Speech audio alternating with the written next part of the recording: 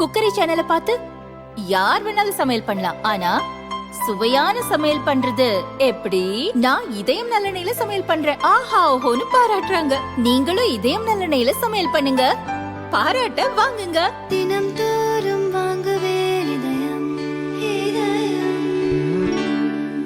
லோக்சபா தேர்தலுக்கு முன் பேட்டியளித்த பாஜக தேசிய தலைவர் நட்டாவிடம் பாஜகவை RSS இயக்குகிறதா என கேட்கப்பட்டது. அதற்கு அவர் பாஜக தனியாகவே செயல்படுகிறது என்றார். RSS இயக்கம் கலாச்சாரம் சமூகம் சம்பந்தப்பட்டது எனவும் நட்டா பதில் கூறினார். இதனால் பாஜகவுக்கும் RSS அமைப்புக்கும் கருத்து வேறுபாடு இருப்பதாக சொல்லப்பட்டது. பிறகு அதெல்லாம் இல்லை, நல்ல உறவு நிலவுகிறது என மறுப்பு தெரிவிக்கப்பட்டது. ஆனால் இது எதுவும் உண்மையில்லையாம்.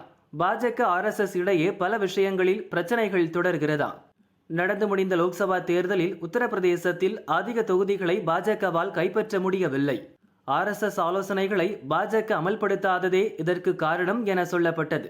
RSS தலைவர் மோகன் பாகவத் சில விஷயங்களில் பாஜக மீதும் அதன் தலைவர்கள் மீதும் கோபத்தில் இருப்பதாக சொல்லப்படுகிறது. மத்திய அமைச்சராகிவிட்டாலும் நட்டா கட்சி தலைவராக தொடர்ந்து செயல்படுகிறார். இவருக்கு பதிலாக புதிய தலைவரை தேர்ந்தெடுக்க வேண்டும். மோடி உட்பட அனைவரையும் அரவணைத்து போகும் ஒருவரை தலைவராக கட்சி விரும்புகிறதாம். ஆனால் புதியவர் வலுவான தலைவராக இருக்க வேண்டும், அவரது கருத்துக்களை மற்றவர்கள் கேட்டு செயல்பட வேண்டும் என்பது RSS விருப்பம் என்கிறது டெல்லி வட்டாரம்.